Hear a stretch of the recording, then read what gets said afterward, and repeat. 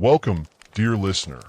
Tonight, we travel far beyond the modern world, beyond crowded cities, beyond highways and skyscrapers, beyond the noise of everyday life, and into a landscape where clouds drift between mountain peaks, where ancient bells echo through forests, and where one of the most influential spiritual traditions in human history first took root. Our story begins nearly 1,500 years ago in the heart of China. To understand the Shaolin Monks, we must first understand the mountain. Long before the name Shaolin was known anywhere on Earth, before kung fu films, before martial arts schools, before legends of warrior monks spread across continents, there's Song Mountain. Rising from the land of central China, Song Mountain stood as one of the 5 sacred mountains of Chinese civilization. For thousands of years, emperors, scholars, mystics, and pilgrims looked toward its peaks with reverence. The mountain was not simply a geographic location. It was believed to be a meeting place between heaven and earth, a bridge connecting the human world with something greater. Ancient Chinese traditions held that sacred mountains possessed a living presence. The mountains watched, the mountains remembered, the mountains endured. Generations came and went beneath their shadows.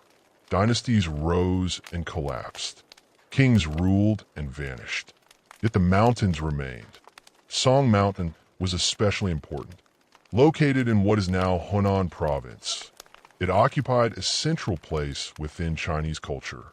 Its ridges stretched across the landscape like the spine of a sleeping dragon. Its valleys filled with mist during the early morning hours. Its forests sheltered wildlife, hermits, monks, and travelers. The weather could change rapidly. One moment sunlight illuminated the cliffs. The next, clouds swallowed everything in white silence. For ancient people, such places inspired awe.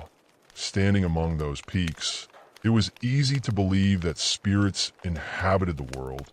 Easy to imagine that unseen forces moved through the forests. Easy to feel small beneath the vastness of nature. Centuries before Buddhism arrived in China, Song Mountain was already sacred. Emperors journeyed there to perform ceremonies. Officials traveled there seeking blessings. Mystics climbed its slopes, searching for wisdom.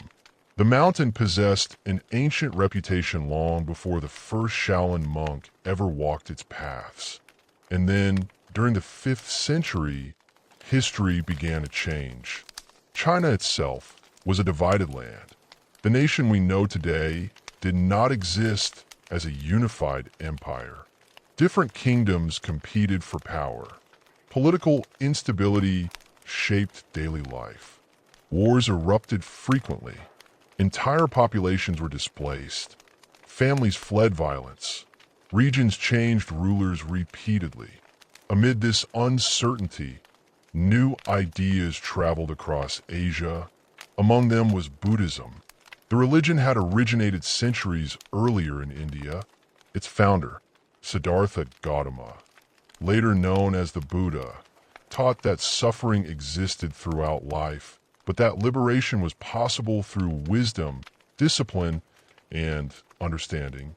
Merchants, monks, and travelers carried Buddhist teachings along the Silk Road, crossing deserts, crossing mountains, crossing entire civilizations. Gradually, Buddhism entered China. At first, it seemed foreign. Its language was foreign. Its customs were foreign. Its scriptures came from distant lands. Many Chinese people struggled to understand it, yet others found profound meaning within its teachings.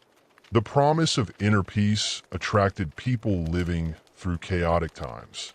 The emphasis on compassion resonated deeply. The search for enlightenment inspired scholars and seekers alike. As Buddhism spread, monasteries appeared across China. Some remained small, others grew influential. But one monastery, founded in a remote mountain valley, would eventually become unlike any other. The story began in the year 495, during the Northern Wei dynasty. An Indian monk named Batuo arrived in China. Historical records preserve his name, though many details of his life remain uncertain. What is clear is that Batuo was respected for his learning and spiritual dedication. He journeyed across enormous distances to share Buddhist teachings. Imagine the scale of such a journey. No airplanes, no railways, no modern roads.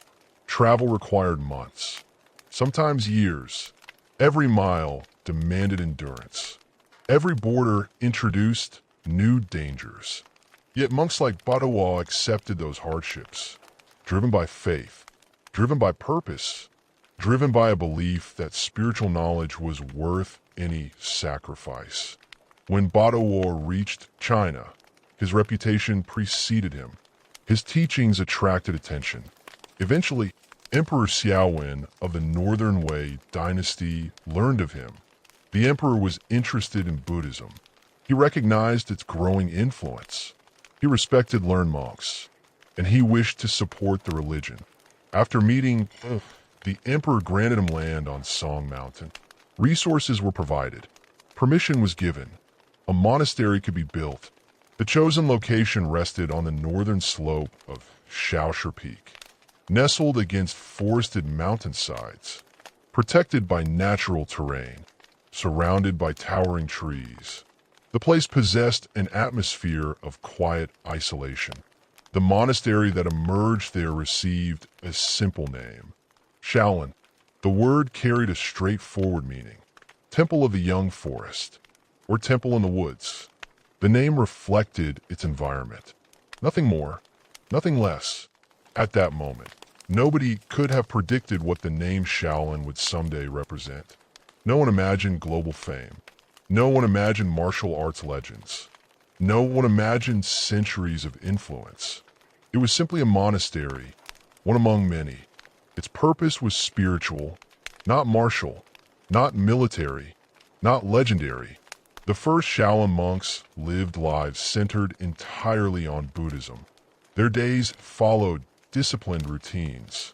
They rose before dawn, meditated in silence, studied sacred texts, performed manual labor, prepared simple meals, maintained monastery grounds, prayed together, and pursued enlightenment.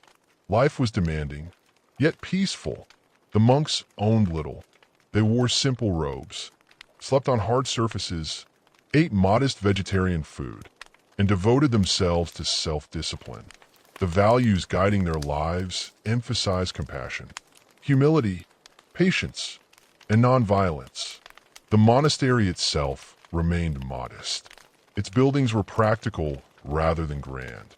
Wood halls, simple living quarters, basic spaces for worship. Everything reflected Buddhist ideals of simplicity.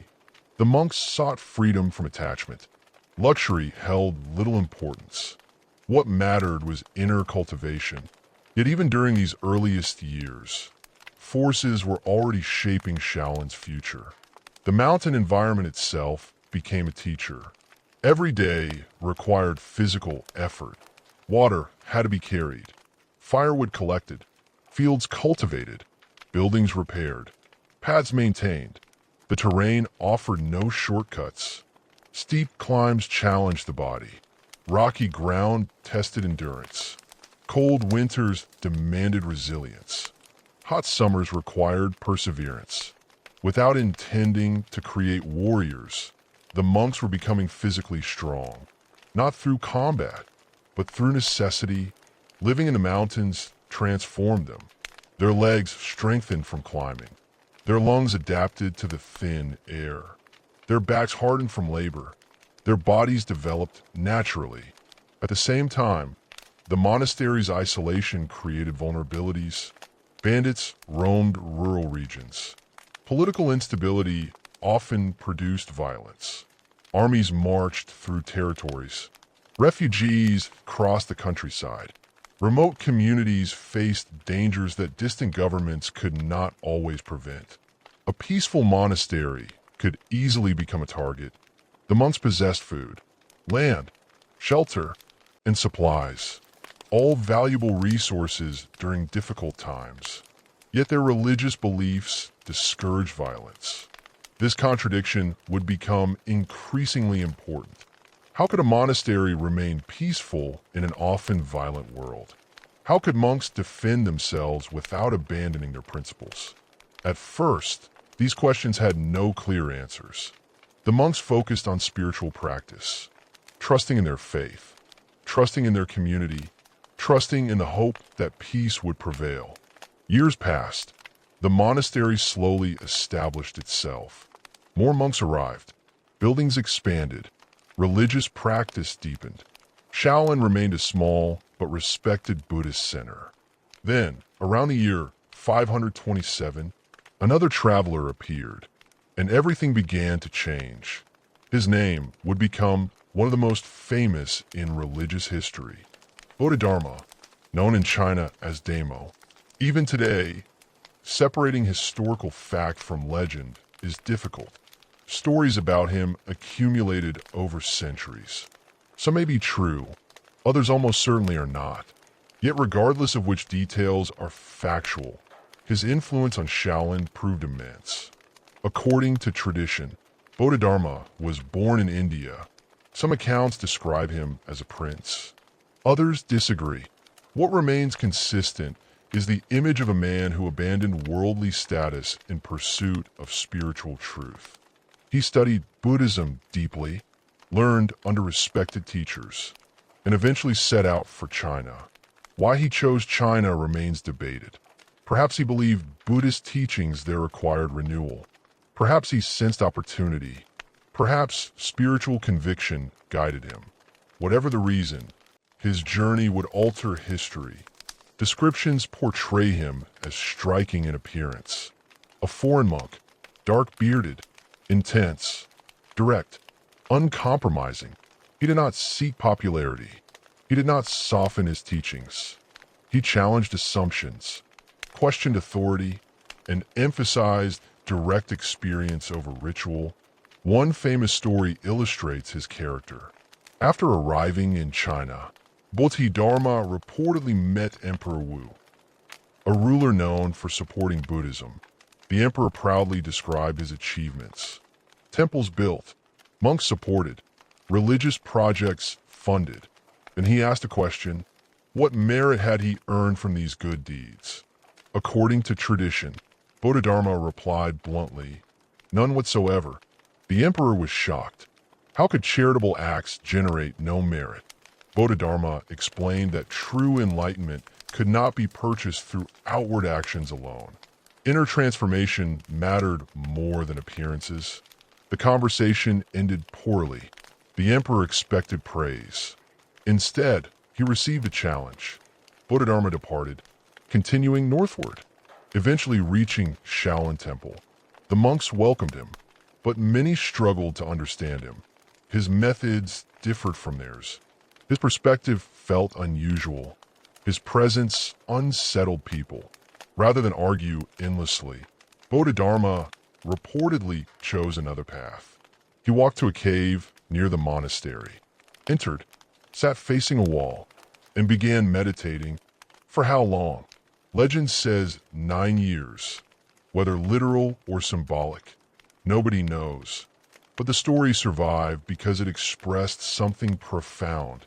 Absolute dedication, complete focus, unshakable commitment. While others debated ideas, Bodhidharma practiced. While others discussed enlightenment, Bodhidharma pursued direct experience. His message was simple. Truth cannot be borrowed. It cannot be memorized. It cannot be handed to you by someone else. It must be experienced directly, and that idea would become the foundation of Chan Buddhism. The tradition later known in Japan as Zen, at Shaolin, monks gradually absorbed these teachings. Their understanding of spiritual practice deepened. Meditation gained new importance. Direct experience became central. And over time, the monastery began evolving into something unique.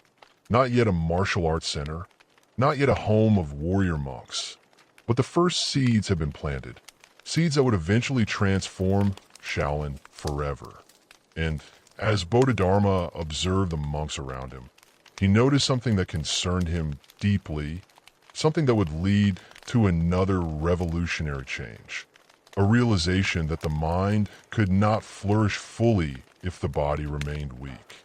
The cave stood quietly above the monastery. Wind moved through the trees. Seasons changed. Snow covered the mountains, then melted away. Years passed, and whether Bodhidharma truly sat in meditation for 9 uninterrupted years, or whether the story became enlarged through generations of retelling, the message remained powerful. Discipline beyond ordinary limits. Focus beyond distraction. Commitment beyond comfort. The monks of Shaolin watched. They listened. They learned. And gradually, the teachings of the strange foreign monk began transforming the monastery. Bodhidharma observed something important about the community around him. The monks were sincere. They were devoted. They spent long hours studying scriptures, long hours meditating, long hours pursuing spiritual development. Yet many struggled physically. Extended periods of sitting left their bodies weak. Some became exhausted during meditation. Others suffered poor health. Some found themselves drifting into sleep during practices that demanded complete awareness. For Bodhidharma, this represented a problem. Not because physical strength itself was the goal, but because the body and mind were connected. A weak body could hinder spiritual progress. A restless body could distract the mind. Poor health could interfere with meditation. The path toward enlightenment required more than intellectual understanding. It required a vessel capable of supporting the journey. According to tradition, Bodhidharma introduced new methods of physical cultivation. Exercises designed not for combat, not for war, but for health, vitality, and spiritual support. Modern historians debate exactly what these exercises were. Some of the texts traditionally attributed to Bodhidharma appeared centuries after his death. Evidence remains incomplete, yet there is little doubt that physical training gradually became integrated into Shaolin practice, and that integration would change everything. The exercises focused on strengthening the body, improving flexibility, enhancing breathing, increasing endurance. Movements were performed carefully, repeated consistently, linked to awareness and concentration. The purpose was not merely muscular development. The purpose was harmony, body and mind working together, each supporting the other. The monks practiced daily. At first the changes were subtle. Improved posture, greater stamina, more energy during meditation, fewer illnesses, increased resilience. Over time, the effects accumulated. The monastery community became healthier, stronger, more capable. The relationship between physical cultivation and spiritual cultivation deepened. This idea seems ordinary today. Modern people often accept that exercise benefits mental health. But in the 6th century, integrating structured physical training into monastic life represented something significant. A new understanding was emerging, one that would eventually become central to Shaolin identity. The body was not an obstacle to enlightenment, nor was it separate from spiritual development. It could become a tool, a partner, a path. As generations passed, the exercises evolved. Teachers modified them. Students adapted them. Knowledge accumulated. Different methods appeared. Some emphasized flexibility, others breathing, others endurance. The system grew organically. No single person created what would eventually become Shaolin training. Rather, countless monks contributed over centuries. Each generation adding something, refining something, preserving something. The mountain itself continued shaping the community. Life at Shaolin remained demanding. The monastery still existed far from major cities. Resources remained limited. Every day required effort. Monks cultivated fields on difficult terrain, carried supplies along steep paths, gathered wood from forests, maintained buildings exposed to harsh weather. Nature became part of their training. Without intending to, the mountain forged resilience. A young monk arriving from a comfortable village quickly discovered reality. The schedule was strict. The labor was real. The expectations were high. Comfort mattered little. Commitment mattered greatly. Some newcomers adapted. Others did not.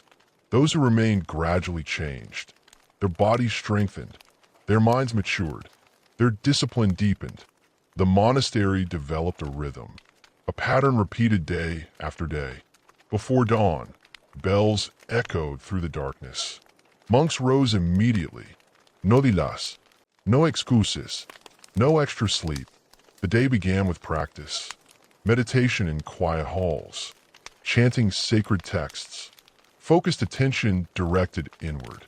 Breakfast followed. Simple food, rice porridge, vegetables, modest portions, enough nourishment for the work ahead.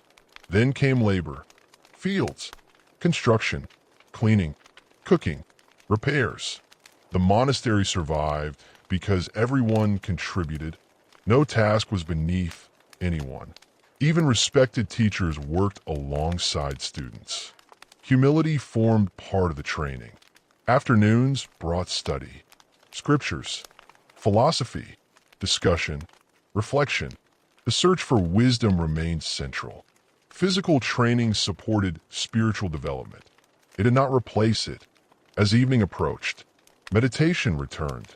The cycle completed itself, then began again the next day, and the next, and the next. This repetition served a purpose. Modern people often seek constant novelty, constant stimulation, constant change. The monks pursued something different.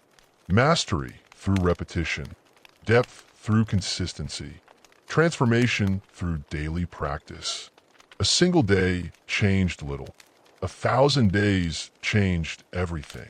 Gradually, Shaolin developed a reputation, not yet for martial arts, not yet for fighting monks, but for discipline. Visitors noticed the commitment of its residents. Travelers spoke about the monastery. Stories spread, the reputation grew, and with growth came challenges. China remained unstable. Political power shifted repeatedly. Local conflicts erupted. Banditry persisted. Danger existed beyond the monastery walls. The monks could not ignore reality forever. At first, physical training remained focused on health. Yet practical questions emerged. What happens when bandits attack? What happens when travelers seek refuge? What happens when violence arrives at the gates? The monks possessed principles of nonviolence, but they also possessed responsibilities to protect their community, to preserve sacred teachings, to defend the vulnerable. These questions had no easy answers. Different monks likely held different views. Some believed complete pacifism represented the only acceptable path. Others argued that allowing innocent people to suffer when protection was possible created its own moral problem. The debate would continue for generations. Long before formal martial arts appeared, elements of combat knowledge already existed in China. Soldiers trained in military techniques. Guards learned self-defense. Farmers protected themselves when necessary. Traveling martial artists moved from region to region. Knowledge circulated, occasionally reaching monasteries. Some Shaolin monks had entered monastic life after serving as soldiers. Others had witnessed warfare firsthand. Experience accompanied them, even within a religious community. The wider world remained present. Over time, practical self-defense methods began appearing alongside physical cultivation. At first, they were simple: ways to escape danger, ways to restrain attackers, ways to protect without killing. the distinction mattered. Shaolin's developing approach did not begin with a desire to create warriors. It began with a desire to survive without abandoning core values. This difference shaped everything that followed. The goal was never conquest, never domination, never aggression. The goal was protection, preservation, control. This philosophy would eventually distinguish Shaolin from many military traditions. The ideal practitioner fought only when necessary, and even then, used only the force required. Reality was not always perfect. Humans remain human. Mistakes happened. Conflicts occurred. Yet the ideal persisted. Strength guided by compassion. Power restrained by wisdom. Capability balanced by responsibility. As decades passed, Bodhidharma's direct students trained new students. Those students taught others. Lineages formed. Knowledge traveled through generations. The monastery matured. What began as a relatively small religious community gradually became something more substantial. Buildings expanded. The population increased. Its influence spread. Meanwhile, Buddhism itself continued evolving within China. The religion adapted to Chinese culture. Indian traditions blended with local philosophies. New schools emerged. Chan Buddhism grew increasingly influential. Its emphasis on direct experience resonated deeply with many Chinese practitioners. At Shaolin, Chan in daily life became inseparable. Meditation did not belong only in quiet halls. Work became meditation. Movement became meditation. Breathing became meditation. Awareness extended into every activity. This integration laid the foundation for later developments. If sweeping a floor could become meditation, if carrying water could become meditation, then perhaps physical training could become meditation too. The boundaries began dissolving. Body and mind, action and stillness. Practice in daily life. Rather than existing separately, they became connected. The philosophy was elegant and powerful, yet outside the monastery, China moved toward another period of upheaval.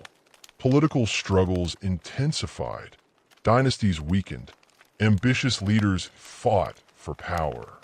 Entire regions descended into conflict. The instability affected everyone, including Shaolin. No mountain was isolated enough to escape history forever.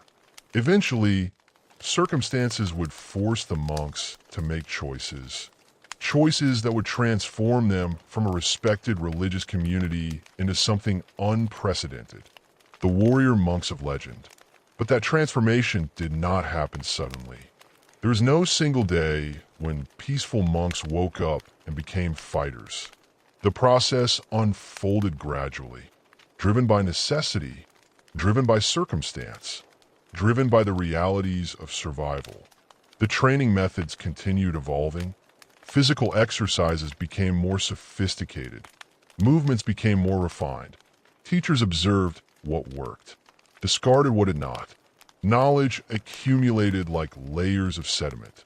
Year after year, generation after generation, the monks discovered that certain movements developed balance exceptionally well. Others improved coordination. Some enhanced flexibility. Others increased strength. Breathing methods improved endurance. Focused concentration improved performance. The system became increasingly comprehensive. At the same time, stories about Bodhidharma continued spreading. Legends emerged. Some claimed he possessed supernatural powers. Others described impossible feats. One story said he crossed a river standing on a single reed. Another claimed his shadow permanently marked a cave wall. Another described extraordinary spiritual abilities. Whether anyone believed such stories literally mattered less than what they represented. Bodhidharma became more than a historical figure. He became a symbol, the embodiment of discipline, determination, and unwavering purpose. For young monks arriving at Shaolin, his example served as inspiration. If Bodhidharma could endure years of meditation, then they could endure difficult training. If Bodhidharma could overcome hardship, then they could overcome discomfort. The legends encouraged perseverance, and perseverance became one of Shaolin's defining characteristics. Visitors occasionally underestimated the monks. They saw religious men in simple robes, men who spoke of compassion, men devoted to meditation. What they did not always see was the strength hidden beneath simplicity, the strength built through years of labor, years of discipline, years of self-control. A different kind of power was emerging, not the power of armies, not the power of kings, but the power of mastery, mastery over oneself. And perhaps that was the most important lesson developing within Shaolin. Before anyone could hope to influence the outside world, they first needed to govern themselves. Before controlling opponents, they needed to control fear, anger, impulse, desire. The greatest battle occurred within. This philosophy remained central even as Shaolin's future moved steadily toward martial development. The monks were becoming stronger. The monastery was becoming more organized. Its reputation was growing, and the world beyond the mountain was becoming increasingly dangerous. Soon, circumstances would force Shaolin to test its principles against reality. Not in theory, not in discussion, but in actual conflict. A moment was approaching when the monks would face a decision that would echo through history. A decision that would help create the legendary image known around the world today. The image of the Shaolin warrior monk. And once that door opened, there would be no turning back. The mountain remained unchanged. Mist still drifted through the valleys. Ancient trees still covered the slopes. Temple bells still echoed through the morning air. Yet beyond the forests of Song Mountain, China was changing. The peaceful routines of the monastery existed within a much larger world. A world that was becoming increasingly unstable. Dynasties rose. Dynasties weakened. Ambitious men sought power. Armies crossed provinces. Local rulers fought for territory. Entire communities found themselves trapped between competing forces. For ordinary people, life could change overnight. A village that enjoyed peace 1 month might face violence the next. Merchants feared bandits. Farmers feared taxes. Travelers feared both. And whenever central authority weakened, lawlessness spread. Bandits flourished in uncertainty. Displaced soldiers often became raiders. Armed groups wandered through the countryside searching for supplies. Remote communities became vulnerable. Even sacred places offered no guarantee of safety. Shaolin Temple stood in a strategic region. Though isolated by mountain terrain, it was not invisible. People knew it existed. The monastery owned land, stored grain, maintained buildings, received donations. Compared to struggling villagers, Shaolin appeared prosperous, and prosperity attracted attention. At first, threats remained occasional. A group of thieves stealing supplies. A wandering gang demanding food. Small incidents. Manageable incidents. Yet each encounter raised uncomfortable questions. The monks were devoted to compassion. But what should they do when confronted by violence? If a thief entered the temple, should they simply surrender everything? If bandits attacked refugees seeking protection, should they stand aside? If armed men threatened innocent people, would inaction truly represent compassion? These questions became increasingly difficult to ignore. The reality of the world pressed against the ideals of the monastery, and practical solutions became necessary. The monks continued refining their physical training. What had begun as health exercises slowly expanded. Movements acquired new applications. Techniques developed secondary purposes. A strike originally designed to strengthen the body could also stop an attacker. A movement practice for balance could become a defensive maneuver. A staff used for walking could become a tool of protection. The transformation happened gradually, almost naturally. No single master announced the creation of martial arts. No dramatic moment marked the beginning. Instead, knowledge accumulated. Experience shaped practice. Necessity guided innovation. The staff became particularly important. For Buddhist monks, weapons presented ethical problems. Swords existed to kill. Spears existed to kill. Military weapons carried clear associations with violence. A wooden staff was different. A staff served many purposes. Walking support, carrying tool, training implement. Only secondarily could it function as a weapon. This distinction mattered. Monks could carry staffs without violating the spirit of their beliefs. And over time, they became extraordinarily skilled with them.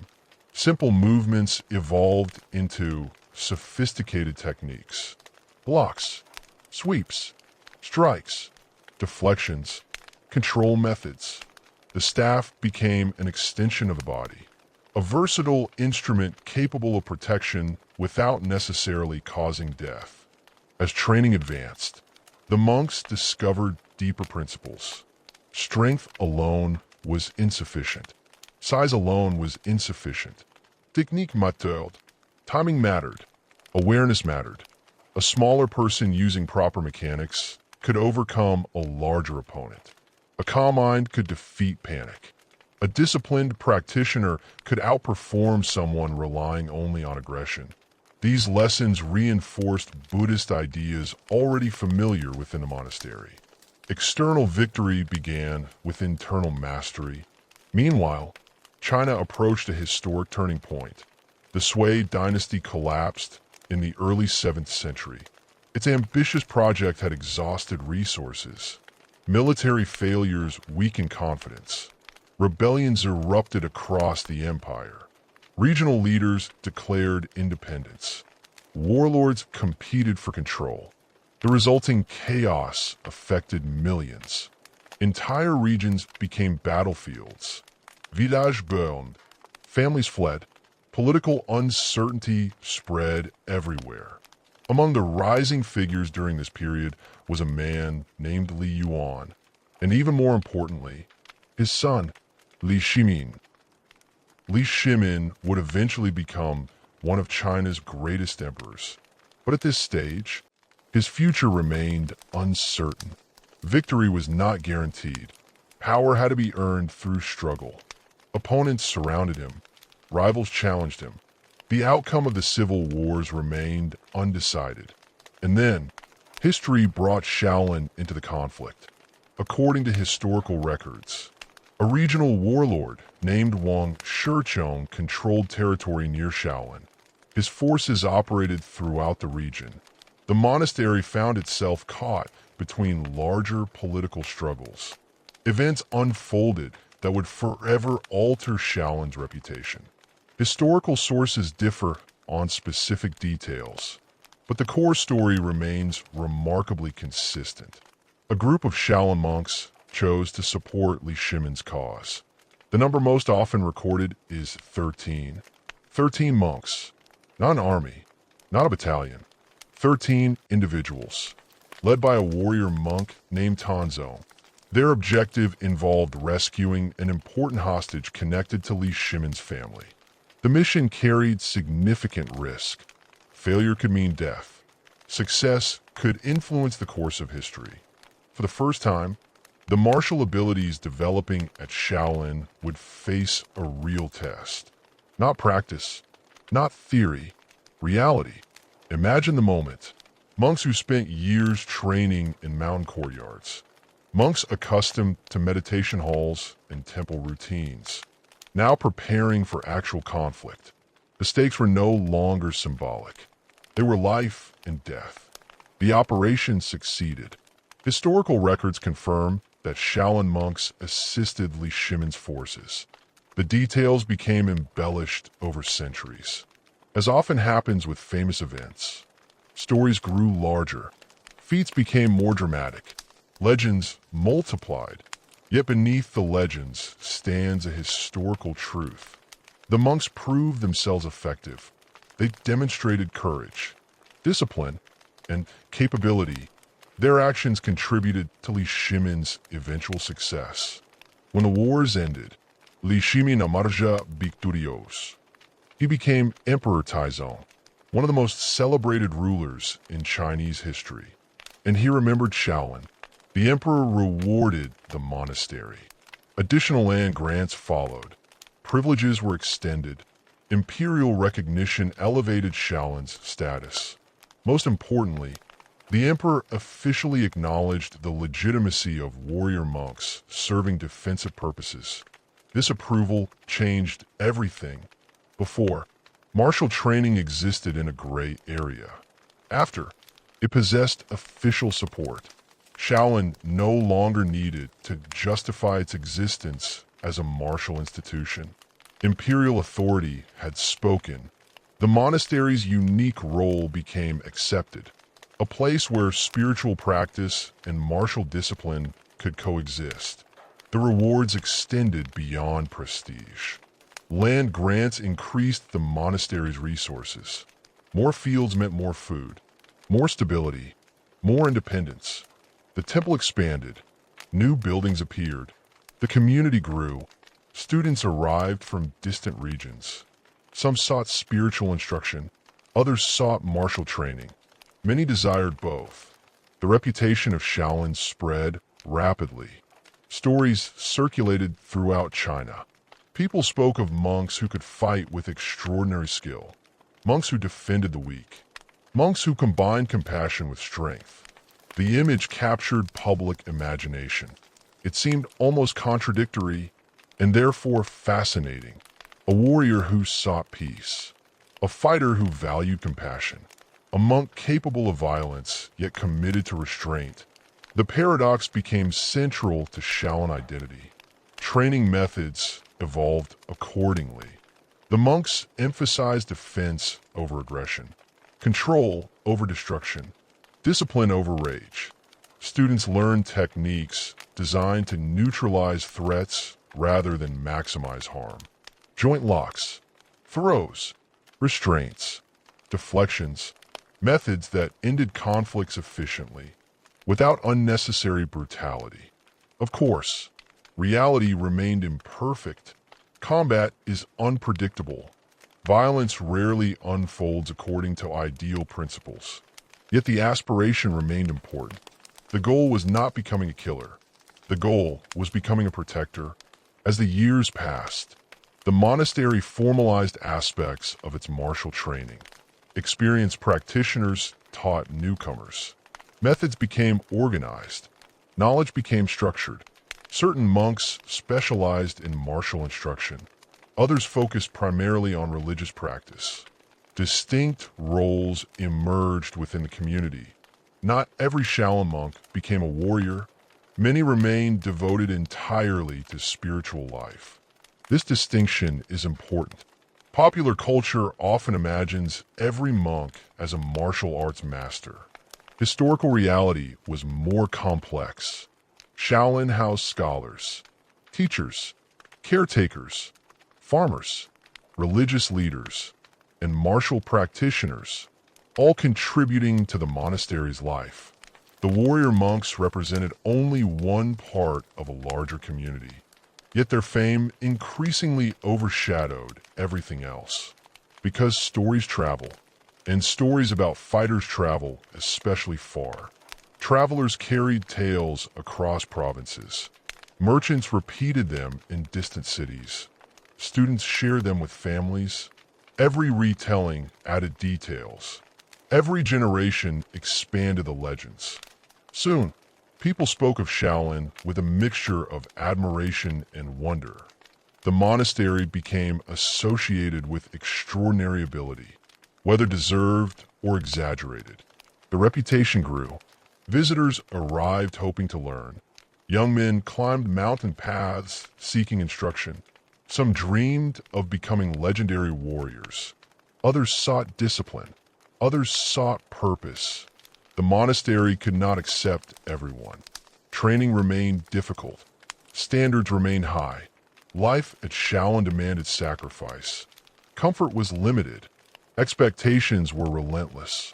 Many newcomers departed after only weeks. The reality proved harsher than the dream. Those who remained faced years of effort, years of repetition, years of gradual improvement.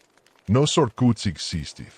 The masters understood something modern culture often forgets. Extraordinary skill develops slowly, not in days, not in months, but through countless hours of focused practice. Again and again, day after day, year after year, the mountain watched it all, generation after generation. Students arrived as boys, trained through youth, matured into teachers, then trained new students. The cycle continued. Knowledge passed forward. Lineages formed. Traditions deepened. Shaolin's identity became increasingly distinct. No longer merely a monastery, not merely a martial school. Something unique. A synthesis of spiritual and physical development. One supporting the other. Neither complete alone. The success of the warrior monks created opportunities, but it also created new tensions. Not everyone approved. Some Buddhist leaders questioned whether martial training belonged in a monastery at all. Could violence ever align with Buddhist teachings? Even defensive violence. The debate persisted. It would continue for centuries. Some argued Shaolin had found a practical solution. Others believed it represented a dangerous compromise. There are no simple answers, only difficult questions. Yet regardless of philosophical disagreements, reality remained. The monastery had survived. Its people had survived. Its teachings had survived. And survival mattered, especially during uncertain times. As the Tang dynasty entered its golden age, China became more stable, more prosperous, more connected. For Shaolin, the future appeared bright. Imperial support remained strong. Buddhism flourished. The monastery expanded. Its influence increased. And the foundations of a legendary tradition continued taking shape. The next centuries would transform Shaolin from a respected monastery into one of the most famous institutions in Asia.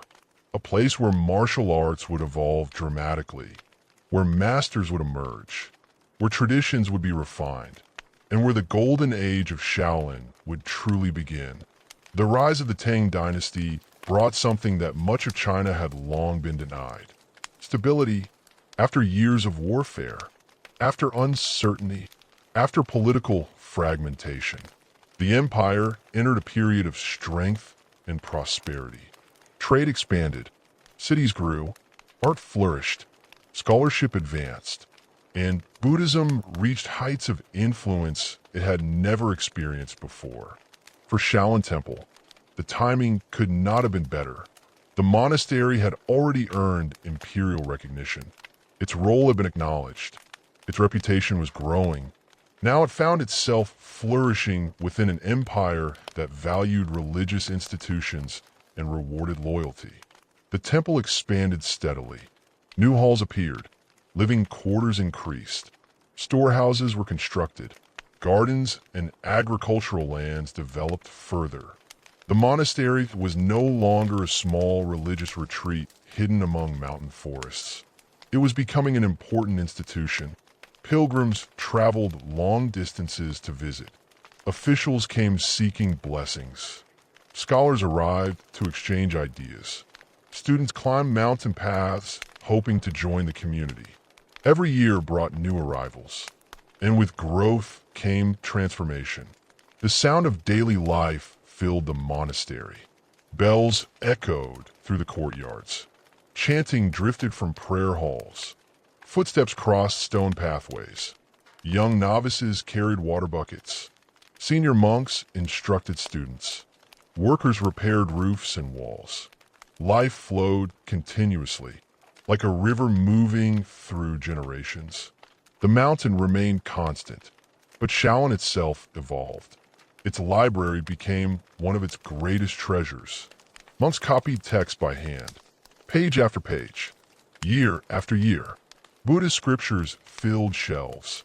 Philosophical writings accumulated. Medical knowledge expanded.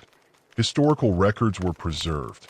In an age before printing became widespread, books represented extraordinary value.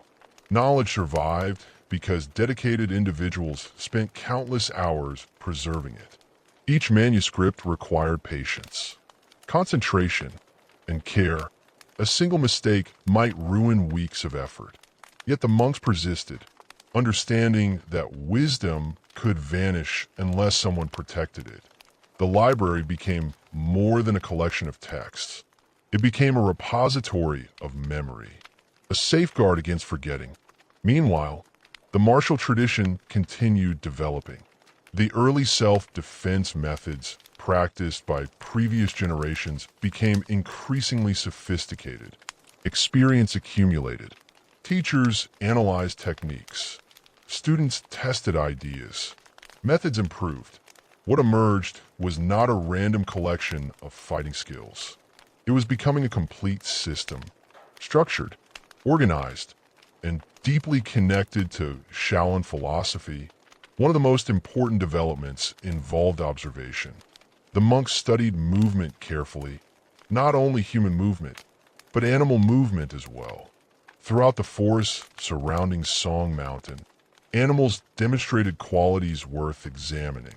The power of a tiger, the balance of a crane, the speed of a leopard, the flexibility of a snake, the spirit of a dragon. These observations inspired training methods, not because the monks literally wanted to imitate animals, but because animal behavior revealed principles.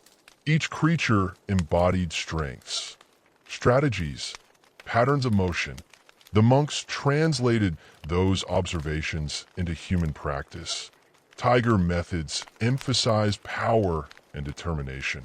Crane methods emphasize balance and precision. Snake methods emphasize fluidity and timing. Leopard methods emphasize speed. Dragon methods emphasize spirit and internal development. Over generations, these concepts evolved into entire systems of training, each offering different lessons, each cultivating different abilities. Together, they formed a rich and diverse martial tradition. Students learned not merely how to fight, but how to move, how to breathe, how to generate force efficiently, how to remain calm under pressure, how to adapt. Adaptability became one of Shaolin's greatest strengths. Rigid fighters broke under unexpected circumstances. Flexible fighters survived. The lesson extended beyond combat. Life itself required adaptation. Mountains changed. Dynasties changed. Circumstances changed. Those who adapted endured. Those who refused often disappeared. This philosophy became woven into the culture of the monastery. Another important development occurred within training itself. The monks increasingly recognized that physical ability depended on foundations. Many newcomers wanted advanced techniques immediately. They dreamed of impressive skills, spectacular movements, legendary abilities. The masters disagreed. They insisted on fundamentals. Stances, balance, breathing, posture, repetition. A student might spend months practicing a single stance, holding it again and again, strengthening legs, building endurance, learning patience. Some found the process frustrating, yet those who accepted it eventually understood. Great achievements rest upon simple foundations. Without strong roots, nothing lasting can grow. This principle became central to Shaolin education. The basics mattered, always. As training evolved, the monastery also developed weapon practices. Again, the staff remained dominant. Its importance cannot be overstated. Many modern people associate martial arts primarily with fists and kicks. Historically, weapons often matter more.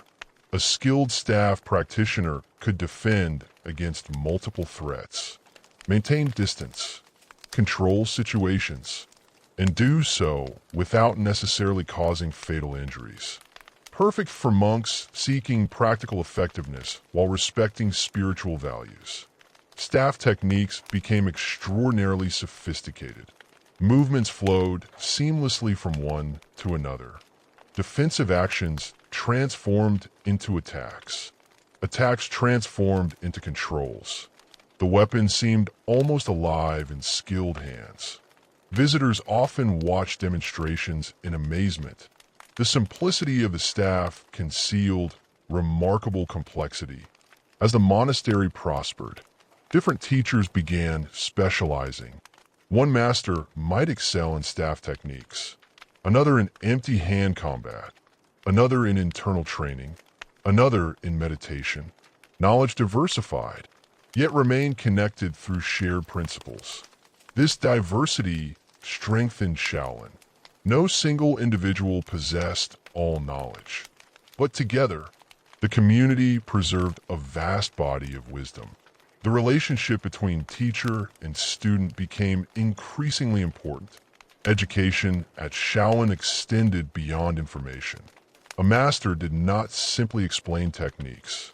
He shaped character, corrected behavior, guided development. Students learned through observation as much as instruction. They watched how masters walked, how they spoke, how they handled difficulties. Everything became part of the lesson. Respect formed the foundation of the relationship. Not blind obedience, but recognition that wisdom required humility. A student unwilling to learn could not be taught. A teacher unwilling to care could not truly guide. The bond often lasted a lifetime, connecting generations together. The surrounding communities also benefited from Shaolin's growth. The monastery sometimes offered medical assistance, provided shelter, distributed food during difficult periods. Its influence extended beyond religious and martial activities. People increasingly viewed Shaolin as a source of stability, a place where help could be found, a place where discipline and compassion coexisted. This reputation enhanced public support. Villagers respected the monks. Travelers spoke positively about them. Relationships strengthened, and these relationships would prove important during future challenges. Yet prosperity carried risks. Success often attracts attention. Attention often attracts envy. Not everyone admired Buddhism's growing influence. Not everyone welcomed the power of monasteries. Some officials questioned the wealth accumulating within religious institutions. Others viewed Buddhism as foreign. Still others feared independent organizations beyond direct government control. Beneath the surface of prosperity, tensions slowly developed, though few at the time fully understood how significant those tensions would become. For now, the Golden Age continued. Art flourished within the monastery. Calligraphy became highly respected. Monks practiced writing with extraordinary dedication. Each brushstroke demanded focus, control, awareness. The act resembled meditation. Movement and mindfulness united. Painting also developed. Religious imagery decorated halls. Landscapes captured the beauty of the surrounding mountains. Creative expression became another path toward understanding, another form of discipline, another way of cultivating the mind. Music played a role as well. Chanting remained central to daily life. The collective voices of monks created powerful experiences.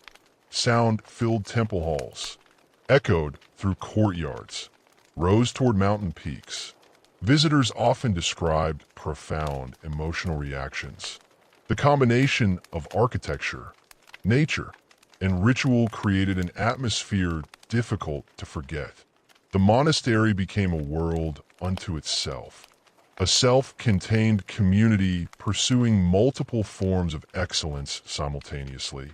spiritual practice, physical training, scholarship, medicine, art, agriculture. Each supported the others. Nothing existed in isolation. Everything connected. This holistic approach distinguished Shaolin from many institutions. The goal was not specialization alone. The goal was balanced development. A complete human being, strong yet compassionate, disciplined yet flexible, knowledgeable yet humble, capable yet restrained. Of course, reality never perfectly matched ideals. Human beings remained imperfect. Arguments occurred. Mistakes happened. Egos appeared. The monks were not saints. They were people, struggling toward higher standards, sometimes succeeding, sometimes failing. The value of Shaolin lay not in perfection, but in the commitment to continual improvement, to growth, to practice, to the pursuit of something greater than oneself. Stories from this period began spreading far beyond Song Mountain. Travelers carried tales across the empire. Some stories were accurate, others became exaggerated. Such is the nature of reputation. A skilled monk defeating bandits became a monk defeating 20 opponents. An impressive demonstration became a miraculous feat. Reality blended with imagination, and legends were born. The monks themselves often cared little for such stories. Training remained difficult regardless of reputation. Meditation remained challenging regardless of fame. Daily life continued, yet the legends served a purpose. They inspired, they attracted students, they preserved memory, and gradually, the name Shaolin acquired an almost mythical quality. People who had never visited the monastery recognized the name. Some admired it, some doubted it, some feared it, but few ignored it. The foundation of a global legend was being built, stone by stone, story by story, generation by generation. And just as Shaolin reached new heights of influence, the forces of history were preparing another test. A reminder that no golden age lasts forever. The prosperity of the Tang dynasty would eventually weaken. Political struggles would return. Religious persecution would emerge. And Shaolin would soon face dangers far greater than bandits or local conflicts. The monastery had grown strong, but strength would be tested, and survival would require every lesson learned during its years of prosperity. 4 generations. The monks of Shaolin had watched the sun rise over Song Mountain. They had listened to wind moving through ancient forests. They had trained, prayed, studied, and lived within a world that seemed increasingly stable. Yet history rarely moves in straight lines. Periods of peace are often followed by periods of uncertainty. Prosperity creates confidence. Confidence creates complacency. And eventually, change arrives. The Tang dynasty had become one of the greatest empires on earth. Its cities dazzled visitors. Its armies protected vast territories. Its culture influenced neighboring civilizations. Its rulers appeared secure. But beneath the surface, problems accumulated. Political rivalries intensified. Court factions competed for influence. Economic pressures increased. Military campaigns drained resources. And slowly, the foundations of stability began to weaken. At first, the changes seemed distant for Shaolin. Life within the monastery continued much as before. Morning bells still rang. Monks still practiced meditation. Students still trained in the courtyards. Fields still produced crops. The rhythm of daily life remained familiar, yet news traveled along roads and trade routes. Visitors brought stories. Officials carried rumors. Merchants shared concerns. Something was changing within the empire, and eventually, those changes reached even the sacred mountains. One of the most significant tensions involved Buddhism itself. For centuries, the religion had grown steadily. Monasteries expanded. Land holdings increased. Donations accumulated. Communities flourished. Many emperors supported Buddhist institutions. Many nobles funded temples. Many ordinary people sought guidance from monks. The success of Buddhism seemed undeniable, but success often creates enemies. Some Confucian scholars viewed Buddhism with suspicion. They argued that it originated outside China, that it encouraged people to withdraw from social responsibilities, that monasteries accumulated wealth without contributing enough to society. Others worried about the growing influence of religious institutions. Large monasteries controlled land, resources, and populations. Any powerful organization attracted attention from political leaders. Particularly during times of instability, questions emerged. Should monasteries possess so much land? Should monks be exempt from taxes? Should religious institutions hold significant wealth while governments faced financial difficulties? These debates intensified as the empire struggled. Then came a ruler whose decisions would reshape Chinese Buddhism, Emperor Wuzong, ascending the throne during the 9th century. He inherited an empire facing serious challenges: economic strain, political tension, and growing concern about the power of religious organizations. Influenced by advisors who opposed Buddhism, the emperor adopted increasingly hostile policies. At first, the changes seemed manageable. Restrictions appeared. Pressure increased. Warnings circulated. Many hoped the situation would improve. Many believed the crisis would pass. They were wrong.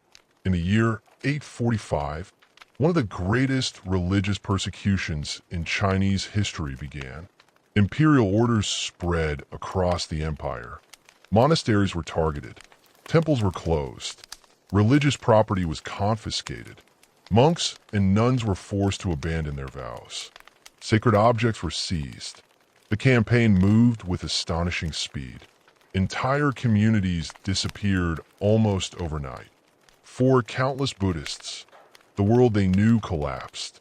The scale of the destruction shocked contemporaries. Thousands of monasteries vanished. Hundreds of thousands of monks and nuns were compelled to return to ordinary life. Religious libraries were destroyed. Statues melted down. Land redistributed. Generations of accumulated tradition faced extinction. For Shaolin, the danger became immediate. The monastery's remote location provided some protection. Its historical connections offered limited advantages. But no institution was entirely safe. Imperial authority reached everywhere. News arrived in waves. Reports from other monasteries. Stories of destruction. Accounts of sacred places reduced to ruins. The monks understood what was coming. Fear spread through the community. Not panic, but a sober recognition of reality. Everything they had built, everything they had preserved, everything they valued, could soon disappear. Some monks chose to leave, not because they lacked faith, but because remaining seemed impossible. Others stayed, determined to protect what they could. The community faced painful decisions. What should be saved first? Which texts mattered most? Which artifacts could be hidden? Which teachings must survive no matter the cost? Every choice carried consequences. Time was limited. The monastery began preparing. Important manuscripts were concealed. Sacred objects were hidden. Knowledge was copied when possible. Trusted individuals carried materials away from the temple, seeking safer locations. Not everything could be protected. There was simply too much. Too many books, too many records, too many treasures accumulated across centuries. The monks knew losses were inevitable. The question was how much could be preserved. When imperial pressure finally reached Shaolin, the impact was devastating. Buildings suffered damage. Property was confiscated. The community was disrupted. Monks faced demands to abandon religious life. The institution that had flourished for generations suddenly found itself struggling for survival. For many observers, it seemed possible that Shaolin's story would end there. One more casualty of history, one more tradition swallowed by political power. Yet something remarkable happened. The monastery endured, not intact, not unharmed, but alive. Part of the reason lay in geography. Song Mountain provided isolation. Difficult terrain limited access.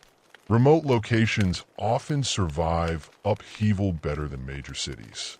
Part of the reason lay in preparation. The monks had hidden knowledge, protected what they could, and part of the reason lay in community.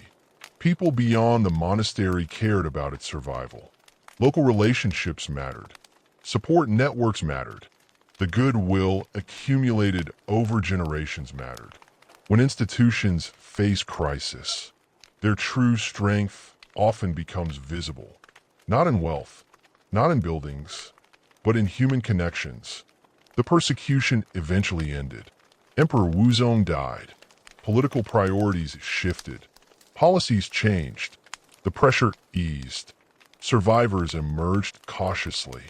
Across China, Buddhist communities attempted to rebuild.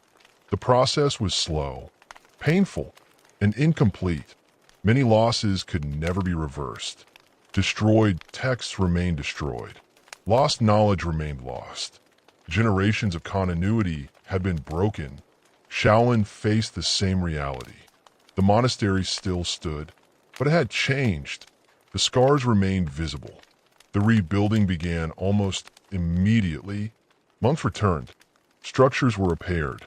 Fields were cultivated again. Daily routines resumed.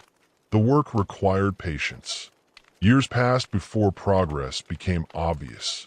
Decades passed before true recovery appeared possible. The experience left lasting lessons. The monks learned that political support could disappear. Imperial favor could vanish. Prosperity could end suddenly. Nothing external was permanent. Only principles endured. Only discipline endured. Only the commitment to continue mattered. This realization strengthened certain aspects of Shaolin culture. Self-reliance became more important. Preparation became more important. The preservation of knowledge became more important.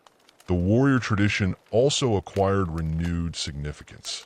Not because the monks sought conflict, but because recent events had demonstrated vulnerability.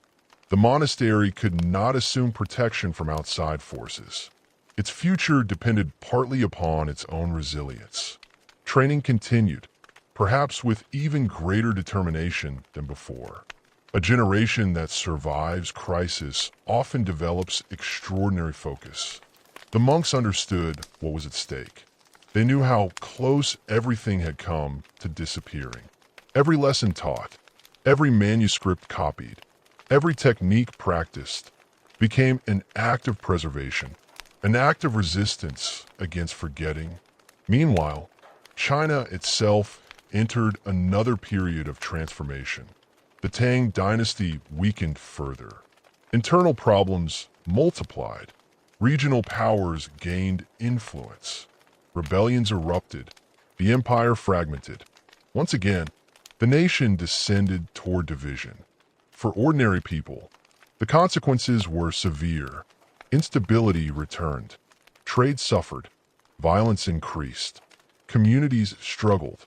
And once again, the monastery found itself existing within an uncertain world. Yet this time, Shaolin was different. The hardships had changed it. The monks had witnessed how fragile institutions could be. They understood survival required adaptability, flexibility, and perseverance. The lessons learned during persecution became part of the monastery's identity. Future generations would remember them. Stories of endurance spread alongside stories of martial skill. The image of Shaolin evolved. Not merely a place of training, not merely a religious center, but a symbol of resilience, a community capable of surviving even when powerful forces sought its destruction. And perhaps that reputation mattered even more than martial fame, because physical strength alone cannot preserve a tradition for centuries. Many armies have vanished. Many kingdoms have disappeared. Many powerful rulers have been forgotten. What allowed Shaolin to endure was something deeper. The willingness to rebuild. Again and again, no matter how many times circumstances knocked it down. The mountain itself offered a lesson. Storms came. Trees fell. Snow buried paths. Yet spring always returned. Life always returned. The mountain remained, and Shaolin learned to do the same. Generation after generation, the monastery adapted, recovered, and continued forward. The years following the persecution became a period of quiet determination, less glamorous than the Golden Age, less dramatic than future legends, but perhaps more important, because survival itself became the victory. Every prayer spoken in restored halls, every student trained, every text preserved, represented triumph over forces that had attempted to erase them. The monks did not know what future challenges awaited. They could not foresee new dynasties, foreign invasions, civil wars, or revolutions. Yet the experience had prepared them. A truth had become clear. Shaolin's greatest strength did not lie in its buildings, its land, or even its martial arts. Its greatest strength lay in the spirit of the people who refused to let it die. And that spirit would soon face new tests, because beyond the mountains, a new era was beginning, an era that would reshape China once again, and draw Shaolin into another chapter of its extraordinary history. The years after the Great Persecution were not years of glory. They were years of labor, years of rebuilding, years of patience. The dramatic events that fill history books often attract the most attention.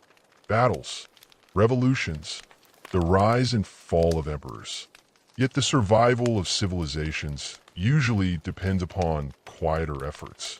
People repairing walls, planting crops, teaching children, preserving knowledge, beginning again after devastation. At Shaolin, this was exactly what happened. The monastery did not recover overnight. No miraculous restoration occurred. No sudden return to former greatness. Instead, the monks worked steadily, day after day, year after year, rebuilding structures, restoring routines, re-establishing traditions. The scars of persecution remained visible. Some buildings never returned. Some texts were gone forever.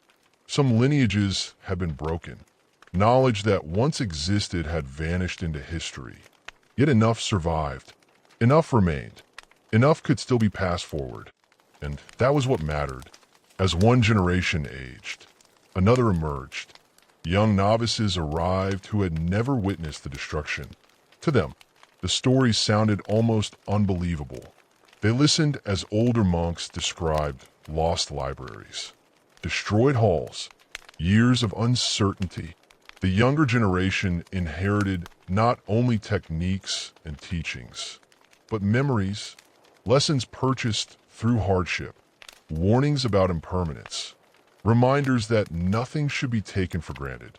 Meanwhile, China entered a new chapter. The Tang dynasty eventually disappeared. Its collapse fractured the empire once again. Regional rulers competed for power. States rose and fell. Borders shifted.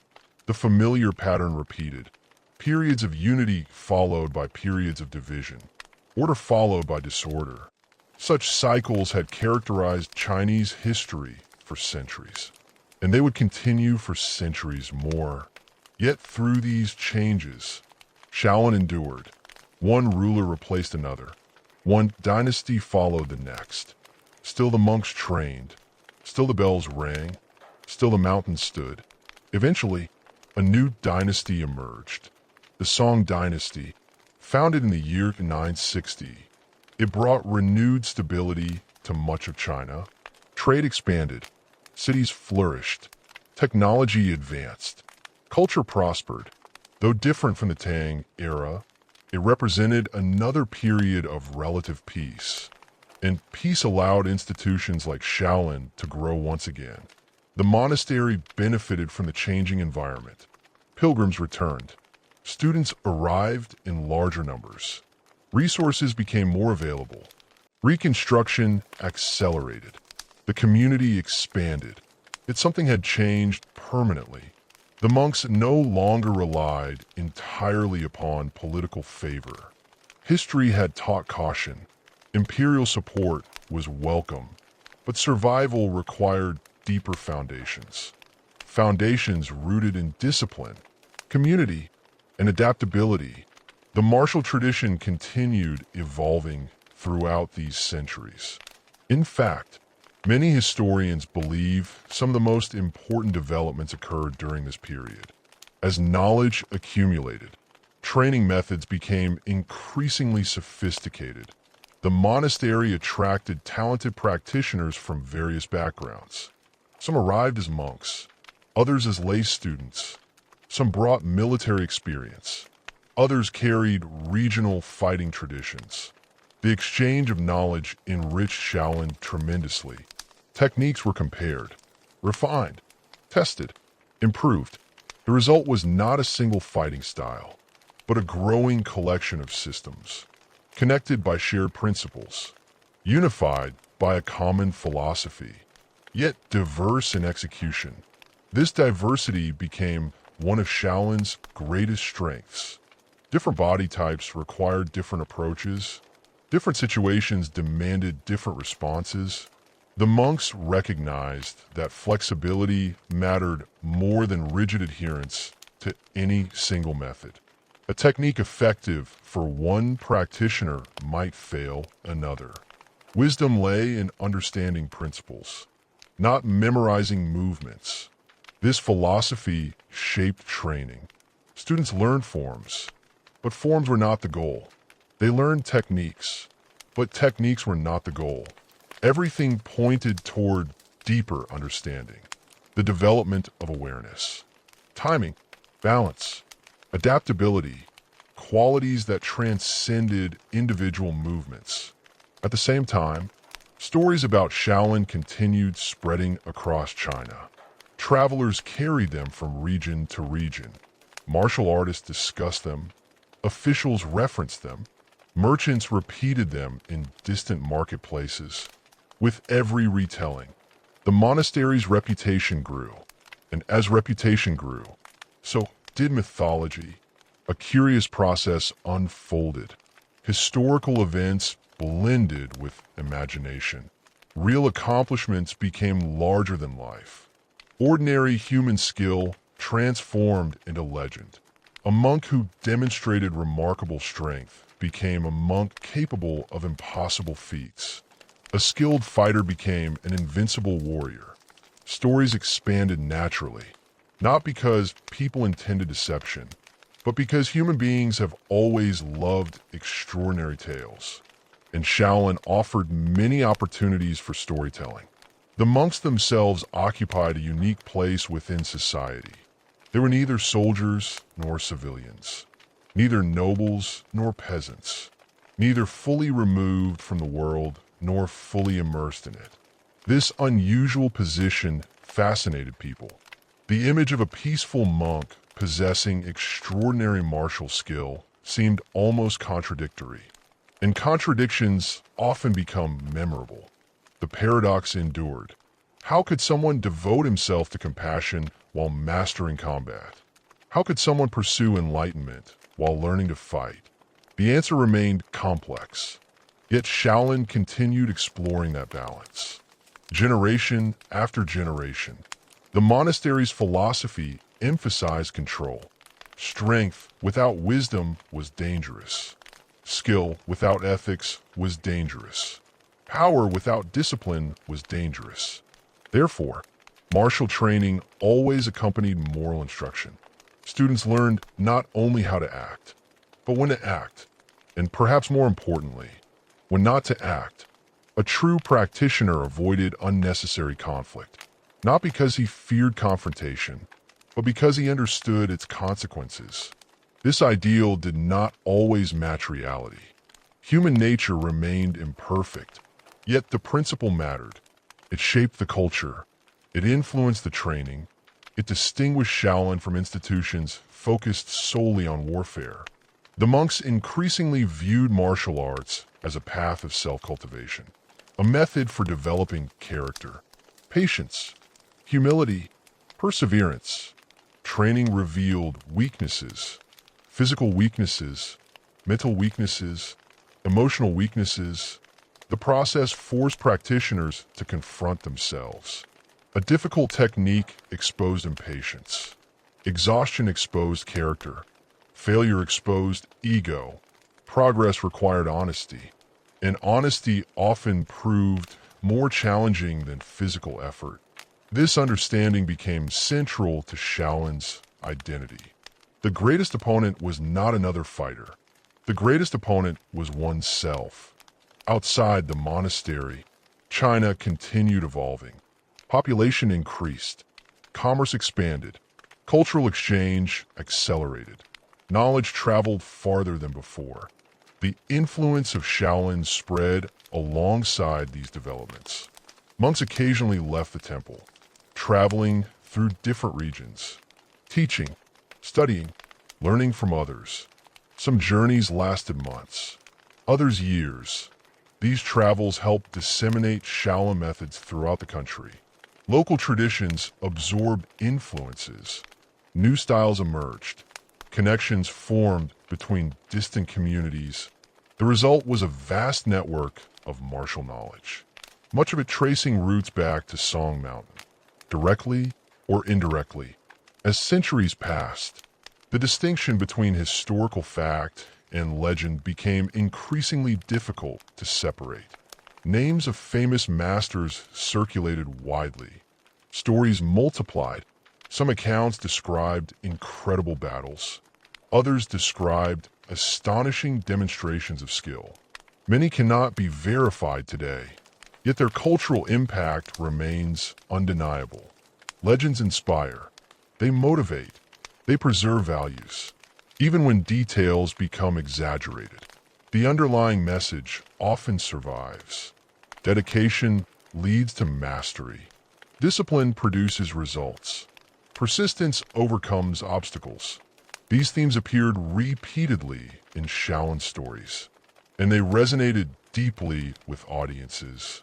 The monastery itself became something larger than a physical location. It became an idea, a symbol, a representation of human potential.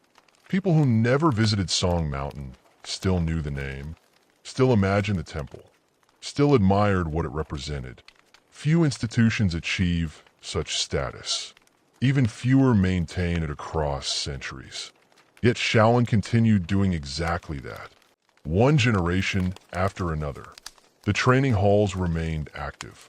Students practiced stances until their legs trembled, repeated techniques thousands of times, sweated through summer heat, endured winter cold, mastered fundamentals, then mastered them again.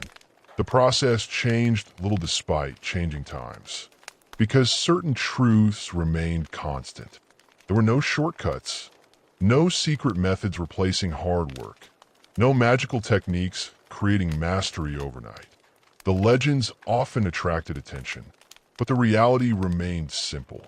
Extraordinary ability emerged from ordinary practice repeated consistently over many years. This lesson perhaps represented the deepest secret of Shaolin.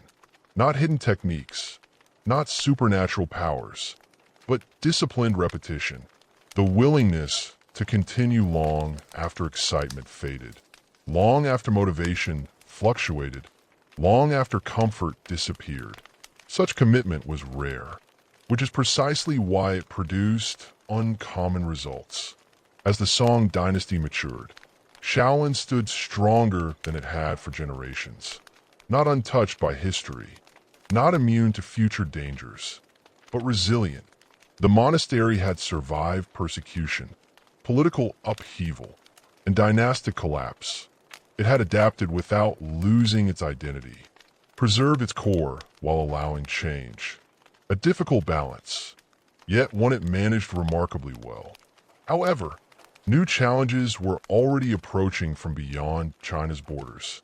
Far to the north, events were unfolding that would eventually reshape Asia. An empire unlike any before was rising. An empire built by horsemen, conquerors, and warriors whose campaigns would stretch across continents. Their arrival would transform the world. And once again, Shaolin would find itself navigating the uncertainties of a changing age. Far beyond the forests of Song Mountain, beyond the great cities of China, beyond the deserts crossed by merchants and pilgrims, a force was gathering. At first, few people truly understood what was happening. Reports arrived from distant regions. Stories of armies moving faster than anyone thought possible. Stories of entire kingdoms collapsing. Stories of horsemen appearing like a storm from the horizon, then disappearing just as quickly. Many dismissed the rumors. History was full of exaggerated tales. Travelers often embellished what they had seen. But this time, the stories were true. In the vast grasslands of Mongolia, a leader named Temujin had united rival tribes. The achievement alone was remarkable. 4 generations. The steppe had been divided. Different clans competed endlessly. Alliances shifted. Conflicts erupted. Unity seemed impossible. Yet Temujin accomplished what others could not. He forged the tribes into a single force. A force disciplined, organized, and fiercely loyal. History would remember him by another name, Genghis Khan. Under his leadership, the Mongols began expanding outward. What followed became one of the most extraordinary military campaigns in human history. Kingdom after kingdom fell. Cities surrendered. Empires that once appeared invincible crumbled. The Mongols moved with astonishing speed. Their armies traveled immense distances. Their strategies adapted constantly. Their commanders learned from every battle. They absorbed useful ideas wherever they found them, and they rarely repeated mistakes. The world watched in shock. As the Mongol Empire expanded, its shadow stretched across continents. Eventually, that shadow reached China. The struggle lasted decades. Chinese states resisted fiercely. Fortified cities fought back. Generals organized defenses. Entire populations endured unimaginable hardship. Yet the Mongol advance continued. Slowly, relentlessly, province by province. The old order weakened, then collapsed. By the 13th century, China had fallen under Mongol rule. A foreign dynasty now governed the empire, the Yuan dynasty. For many Chinese people, the change felt profound. They had experienced dynastic transitions before, but this was different. The rulers came from outside traditional Chinese civilization. Their customs differed. Their language differed. Their worldview differed. Questions spread throughout society. What would happen to Chinese traditions? What would happen to ancient institutions? What would happen to places like Shaolin? At Song Mountain, the monks observed these developments carefully. History had already taught them caution. They understood that political change often brought uncertainty. Every new regime evaluated religious institutions differently. Some offered support. Others imposed restrictions. Survival required wisdom, patience, and adaptability. The Mongols approached governance pragmatically. They cared primarily about stability, order, and loyalty. Institutions that cooperated often survived. Those perceived as threats faced consequences. This reality created difficult choices. Throughout China, religious communities adjusted to the new political landscape. Shaolin was no exception. The monastery's leaders understood that open resistance would be disastrous. No temple, no monastery, no local institution possessed the strength to challenge the Mongol Empire directly. The wisest path involved preservation, protecting traditions, maintaining continuity, and ensuring that future generations would still inherit what remained. This approach did not satisfy everyone. Some viewed cooperation as compromise. Others argued survival itself represented a form of resistance. The debate echoed through monasteries across China. What mattered more, purity or endurance, principle or preservation? There were no easy answers, only difficult realities. During the Yuan period, Shaolin continued functioning. Though conditions changed, imperial oversight increased. Authorities monitored large institutions more closely. The monastery adapted, as it had adapted many times before.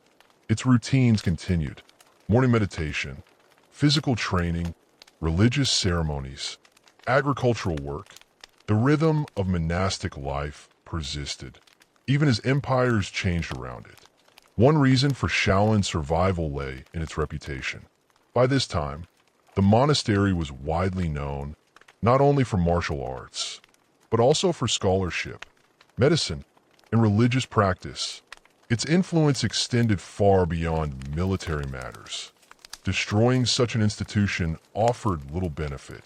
Preserving it often proved more useful. And so, despite political uncertainty, the temple endured. The Mongol period also created unexpected opportunities. The vast empire connected distant regions.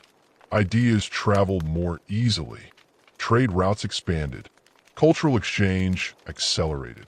Knowledge moved across enormous distances. Martial traditions encountered one another. Techniques spread. Concepts mixed. Innovations emerged. Shaolin existed within this broader network of exchange. Though isolated geographically, it remained connected intellectually. New influences arrived. Some were incorporated, others rejected. The process of adaptation continued, just as it always had. The martial arts themselves kept evolving. Many modern people imagine ancient traditions as fixed, unchanging, frozen in time. The reality was different. Every generation modified what it inherited. Teachers refined techniques. Students discovered improvements. Experience shaped development.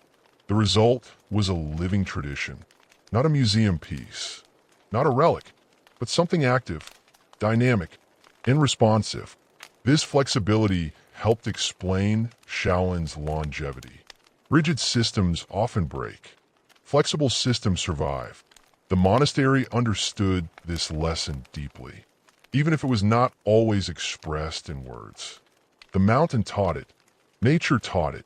History taught it. Adaptability was strength. Meanwhile, stories about Shaolin continued spreading throughout China and beyond. Travelers carried tales across trade routes. Merchants repeated them in distant cities. Martial artists debated them in training halls.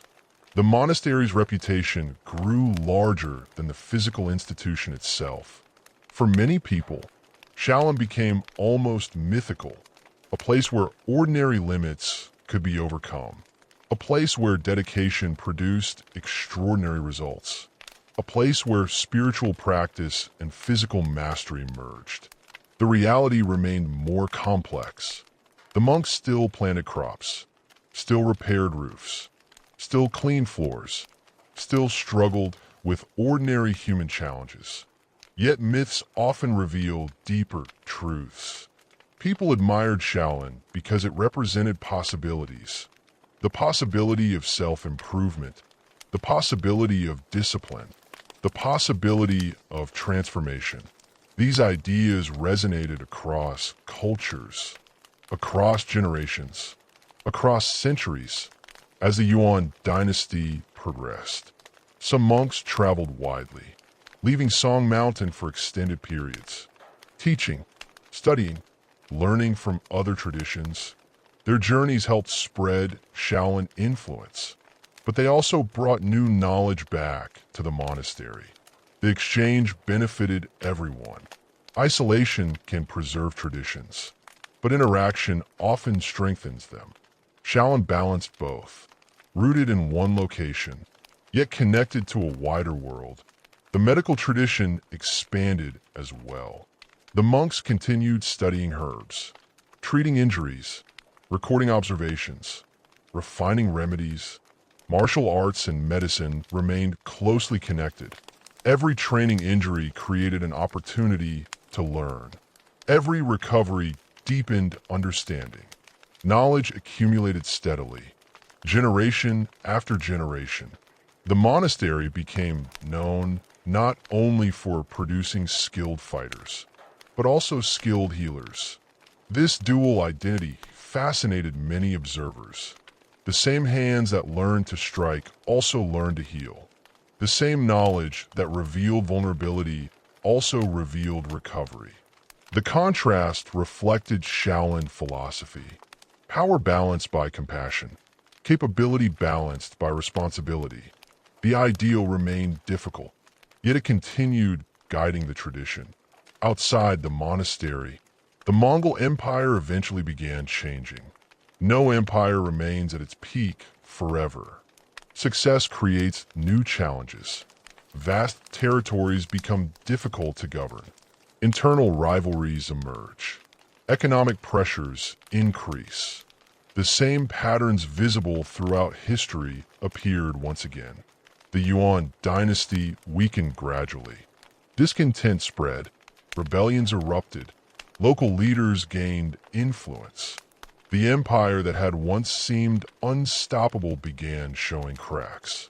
Across China, many sensed another transformation approaching, another shift in power, another turning point.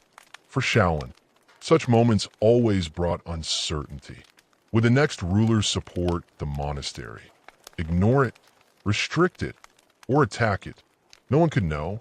The monks had learned not to depend on predictions. Instead, they focused on what could be controlled. Training, practice, teaching, preservation, the daily work of maintaining a tradition, regardless of who occupied the imperial throne. This mindset became one of Shaolin's greatest strengths. Dynasties came and went. Governments changed. Armies marched. Yet the monastery's deeper purpose remained. The cultivation of mind, body, and spirit, together, as one path. Eventually, the Yuan dynasty would fall. A new Chinese dynasty would rise. And with it, a fresh chapter in Shaolin's story. One filled with renewed prosperity, military campaigns, famous masters, and the expansion of martial traditions that would influence generations to come. The monastery had survived another age of uncertainty, but greater challenges still waited beyond the horizon. Because history was far from finished with Shaolin, and the centuries ahead would test the temple in ways no one yet imagined. Empires rise, empires fall. Generations live their lives beneath banners that seem permanent, only to watch those banners disappear. Such cycles had repeated throughout Chinese history for thousands of years. And now, the Yuan dynasty joined the long list of powers that once appeared unshakable, but eventually yielded to time. As Mongol authority weakened, rebellions spread across China. Farmers took up arms. Regional leaders gathered supporters. Entire provinces slipped beyond imperial control. The old order fractured, and from the chaos, a new force emerged. Its leader was a man named Zhu Yuanzhang. Unlike many rulers who inherited power, Zhu Yuanzhang rose from poverty. His early life had been marked by hardship, famine, loss, and uncertainty. He understood suffering firsthand. He understood the struggles of ordinary people, and through determination, military skill, and political intelligence, he gradually unified much of China under his leadership. In 1368, the Ming Dynasty was born. For many Chinese people, the event represented more than a change of rulers. It felt like the restoration of native Chinese rule after generations of foreign domination. A sense of renewal spread across the country. Old traditions received fresh support. Cultural confidence returned, and institutions that had survived difficult decades found new opportunities to grow. Shaolin was among them. The monastery had endured the Mongol era, not without challenges, not without compromise, but it had survived.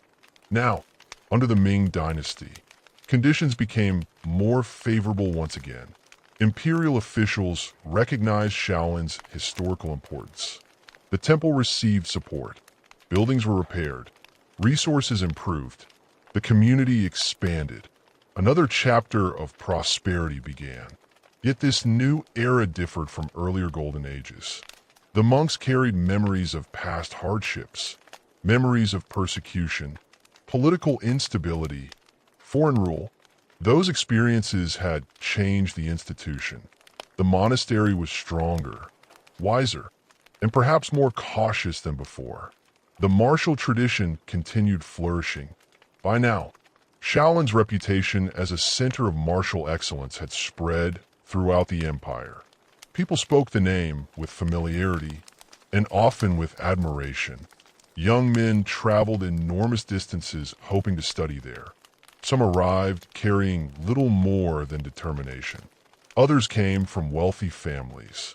Some sought spiritual growth. Others sought fighting skill. Many sought both. The mountain path became busy with visitors. Not all remained. The reality of training often shocked newcomers. Stories made mastery sound glamorous. Reality was different. Reality involved pain, fatigue, repetition, and patience. A young student might spend weeks simply learning how to stand correctly, months strengthening basic stances, years developing foundations before advanced instruction even began. Many lacked the perseverance required. They arrived inspired by legends, but departed when confronted by discipline. The masters understood this process. Skill could not be rushed. The body changed gradually. The mind changed gradually. Character changed gradually. Everything worthwhile required time. This philosophy remains central to Shaolin education. One step, then another, then another. No shortcuts, no miracles, only practice. The training methods became increasingly refined during the Ming period. Forms expanded in complexity. Weapon systems evolved. Conditioning methods improved. Teachers analyzed movement with remarkable attention to detail. Nothing was accidental. Every stance served a purpose. Every motion taught a lesson. Every exercise developed specific qualities. The deeper students progressed, the more they discovered layers beneath the surface. A simple movement often contained multiple applications. A basic form concealed sophisticated principles. Knowledge unfolded gradually, like a mountain path revealing new views after every turn. At the same time, China itself faced new threats, not from internal rebellion, but from a sea. Along the eastern coast, pirates became a growing problem. Some were Japanese, others Chinese. Many operated in mixed groups. Together they raided coastal communities, attacked merchants, and disrupted trade. Villages suffered. Local authorities struggled to respond. The situation became serious enough that the government sought assistance from multiple sources, including Shaolin. This moment would become one of the most famous chapters in the monastery's military history. Historical records confirm that warrior monks participated in campaigns against pirates during the Ming dynasty. Unlike legends, this fact is well documented. The monks did not fight as independent armies, nor did they conquer territories. Instead, they served alongside government forces, contributing specialized skills and disciplined personnel. Their involvement enhanced Shaolin's reputation enormously. Stories spread rapidly. Accounts described monks wielding staffs with extraordinary effectiveness, facing armed opponents, moving with discipline and precision, demonstrating courage under dangerous conditions. The details varied depending on the source, but the overall impact remained clear. The campaigns reinforced Shaolin's image as a place where martial training possessed real-world value, not merely ceremonial value, not merely theoretical value, practical effectiveness. This distinction mattered greatly. Many martial traditions claimed excellence. Few could point to documented participation in actual conflicts. Shaolin could, and people remembered. The victories became part of the monastery's growing legend. Yet within the temple, the monks continued emphasizing restraint. The purpose of martial skill remained protection, not aggression. Combat represented necessity, not entertainment. The distinction was important. Training developed capability, but wisdom determined how capability was used. Without wisdom, skill became dangerous. Without ethics, power became destructive. These principles echoed throughout the monastery, repeated generation after generation. As the Ming era progressed, Shaolin's influence spread even further. Traveling monks carried knowledge into distant provinces. Regional martial arts styles absorbed Shaolin concepts. Teachers claimed connections to the temple, sometimes accurately, sometimes not. The name itself acquired tremendous value. Associating a school with Shaolin brought prestige, recognition, and students. This created a complicated situation. Not every claimed connection was genuine. Not every teacher possessed authentic lineage. Yet distinguishing truth from exaggeration became increasingly difficult. The further stories traveled, the more they changed, the more they evolved. This process continues even today. Meanwhile, inside the monastery, daily life remained grounded in practical realities. Fields required cultivation. Buildings required maintenance. Meals required preparation. The ordinary work never disappeared. No matter how famous Shaolin became, the monks still needed to eat, still needed shelter, still needed community.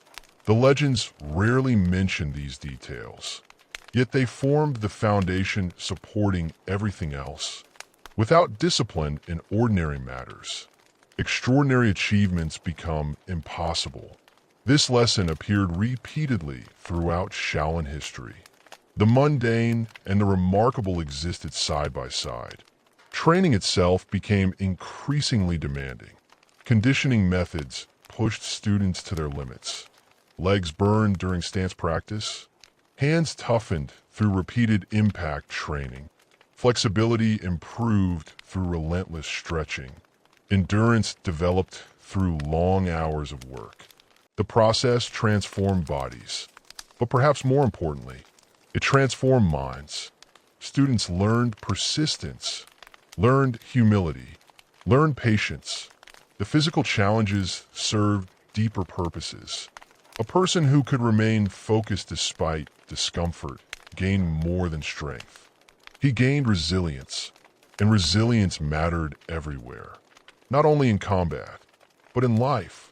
The monastery's medical tradition expanded alongside martial development. The connection remained inseparable. Injuries created learning opportunities. Successful treatments became recorded knowledge. Herbal formulas improved. Technique évoluait. Experience accumulated. Some monks specialized almost entirely in healing. Others balanced medicine with martial training. Together, they preserved a body of knowledge respected throughout the region. Visitors sometimes traveled to Shaolin seeking treatment rather than martial instruction.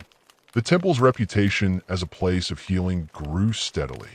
This dual identity fascinated many observers. Warriors and healers, fighters and monks, strength and compassion. The apparent contradictions reflected deeper truths. Human beings contain multiple possibilities. The goal was not choosing one at the expense of another. The goal was balance. As decades passed, The Ming dynasty appeared strong, stable, confident. Yet history teaches a consistent lesson. No era remains unchanged forever. Beneath the surface, new challenges were already developing. Political corruption increased. Economic pressures emerged. Natural disasters created hardship. The foundations of stability slowly weakened. Few recognized the danger immediately. Most people never do. They assume the present will continue indefinitely, until suddenly it does not. For Shaolin, another period of uncertainty approached, one that would eventually produce some of the most famous legends in all of Chinese martial arts. Stories of destruction, survival, secret lineages, and monks carrying ancient knowledge into the wider world. Stories that remain debated even today. But regardless of which details are fact, and which became legend, the coming centuries would transform Shaolin once again, and leave a lasting mark on martial arts history. The centuries moved forward, just as they always had. The monks trained, the mountains endured, the temple stood, yet beyond Song Mountain, the world continued changing. The Ming dynasty that once seemed powerful began weakening. Corruption spread through government institutions. Economic problems intensified. Natural disasters brought suffering. Rebellions appeared. The familiar signs of dynastic decline emerged once more. China had seen such patterns before, and it would see them again. Eventually, the Ming dynasty collapsed. A new power rose in its place. The Qing dynasty, founded by the Manchus, a people from beyond China's traditional northern frontier. For many Chinese loyal to the fallen Ming, the transition felt traumatic. Memories of resistance lingered. Stories circulated. And within martial arts culture, some of the most famous Shaolin legends began to take shape. According to popular tradition, a southern branch of Shaolin Temple was destroyed during this period. Monks were hunted, buildings burned. A handful of survivors escaped, carrying their knowledge into different regions of China. Those survivors supposedly became founders of major martial arts traditions. Their teachings spread across southern China, influencing generations of practitioners. The historical details remain debated. Some historians question whether the famous southern Shaolin Temple existed in the form later stories described. Others argue that elements of the legends reflect real events. The evidence remains incomplete. Yet regardless of historical certainty, the stories became enormously influential. They inspired resistance, preserved cultural identity, and shaped martial arts traditions throughout China. For millions of practitioners, the legends mattered because they represented survival. The idea that knowledge could endure even when institutions fell. That wisdom could outlive destruction. That traditions could continue through people rather than buildings. Meanwhile, the original Shaolin Temple on Song Mountain survived. Not untouched, not unchanged, but alive. The monastery adapted once again, as it had many times before. The monks learned how to navigate shifting political realities, how to preserve what mattered most, how to remain flexible without losing their identity. Generation followed generation. Masters taught students. Students became teachers. Knowledge continued moving forward through time. Then came the 19th century, and with it, a world changing faster than ever before. Foreign powers arrived in China. Wars erupted. Ancient systems faced unprecedented pressure. Industrial technology transformed warfare. Political ideas spread across continents. The old world trembled, yet Shaolin endured, still perched among the mountains, still practicing traditions centuries old, still maintaining routines familiar to generations long gone.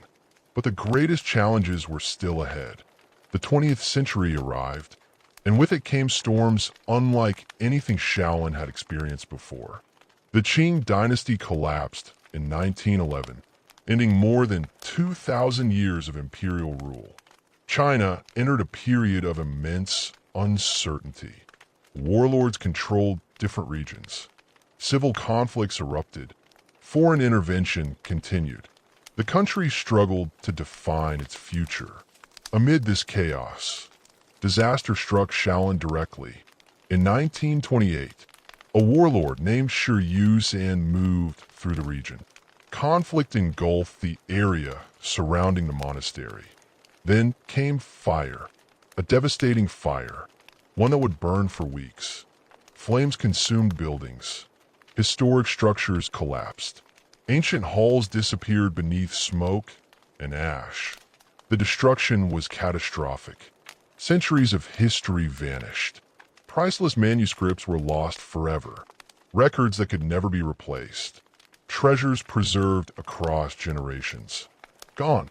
The damage shocked everyone who understood Shaolin's significance. Many believed the monastery might never recover. The loss seemed overwhelming. And yet, even then, not everything disappeared.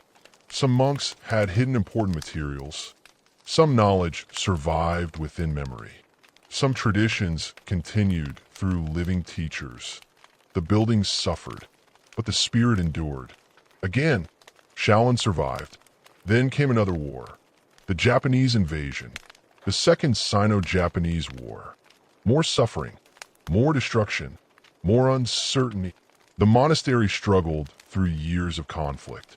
Simply surviving became an achievement. Then, before recovery could fully occur, China entered civil war once again. Nationalists and communists fought for control. The future remained unclear.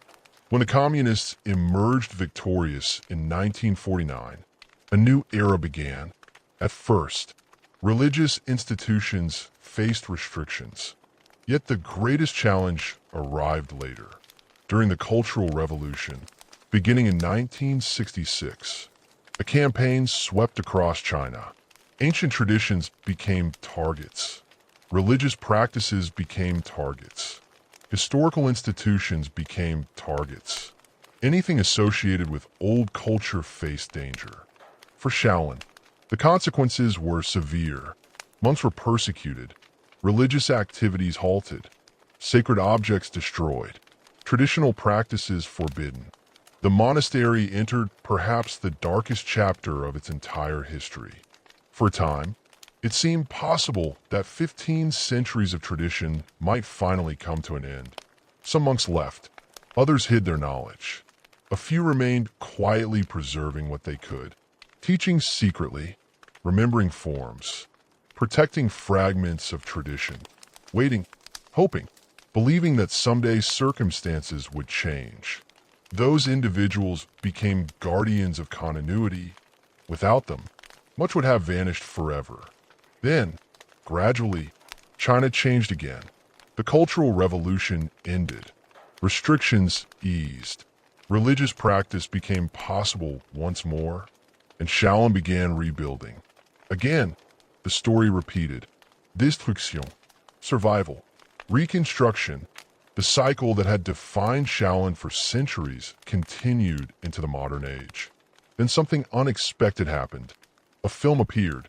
Released in 1982, The Shaolin Temple, starring a young Jet Li. The movie became a sensation. Millions watched it. For many people, it was their first introduction to Shaolin. Interest exploded. Visitors arrived in enormous numbers. Students sought martial arts training. The monastery suddenly found itself at the center of global attention. The revival accelerated. Buildings were restored. Tourism increased. Training programs expanded. Shaolin entered a new phase of existence, one unlike anything in its previous history. For the first time, its influence became truly global. Today, people across the world recognize the name Shaolin. Martial arts schools exist on every continent. Movies, books, documentaries, and online videos continue spreading its story. Millions have been inspired by its traditions. Even those who never set foot in China know the image. The monk training beneath ancient trees. The disciplined practitioner seeking mastery. The idea that human potential extends far beyond ordinary expectations. Yet modern Shaolin also faces new questions. Questions about authenticity, commercialization, tradition, and change. Can an ancient monastery survive in a modern world without adapting? Probably not. Can adaptation go too far? Many believe it can. The tension remains unresolved. Some visitors see a sacred institution preserving history. Others see a tourist destination. Some see genuine monks. Others see performers. The reality contains elements of all these perspectives, because modern Shaolin is many things at once. A monastery, a cultural symbol, a historical site, a martial arts center, a global brand. The complexity reflects the modern world itself. And yet, despite all the debates, despite all the changes, something important remains. The core ideas that allowed Shaolin to survive for more than 1,500 years. Discipline, dedication, patience, self-mastery, the integration of mind and body, the pursuit of continual improvement. These principles still resonate because they speak to something universal. The desire to become better than we were yesterday. The willingness to work toward difficult goals. The understanding that meaningful achievement requires effort. Shaolin's greatest lesson was never really about fighting. The martial arts attracted attention. The legends attracted attention. The extraordinary demonstrations attracted attention. But beneath everything lay a deeper message. Transformation is possible. Human beings can change themselves, not instantly, not magically, but through consistent effort. Day after day, year after year, the monks understood this. A powerful punch emerged from thousands of repetitions. A calm mind emerged from countless hours of meditation. A strong body emerged from years of training. Mastery emerged from patience, not shortcuts. That lesson remains as relevant today as it was 15 centuries ago. The world now moves faster than ever. People seek immediate results. Instantanéeux. Quick success. Shaolin offers a different perspective. A reminder that some things cannot be rushed. That depth requires time. That excellence requires commitment. And that the most important battles are often internal, not against enemies, but against weakness, distraction, fear, and limitation. The mountain still stands today. Song Mountain, watching as it has watched for centuries. The forests still grow along its slopes. Mist still drifts through the valleys. Temple bells still ring across the landscape. Visitors arrive from around the world. Some seeking martial arts, some seeking history, some seeking inspiration. And perhaps that is Shaolin's greatest achievement. Not surviving for 15 centuries. Not producing famous fighters. Not inspiring movies or legends. But continuing to inspire people to pursue their own paths of growth. To strive for discipline. To seek balance. To cultivate both strength and wisdom. Because the true legacy of Shaolin is not confined to a temple, or a mountain, or even a nation. It exists wherever someone chooses dedication over excuses, practice over shortcuts, growth over stagnation.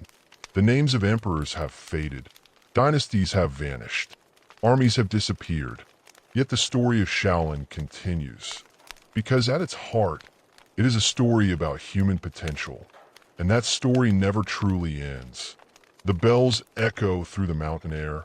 The sun rises above the ancient peaks.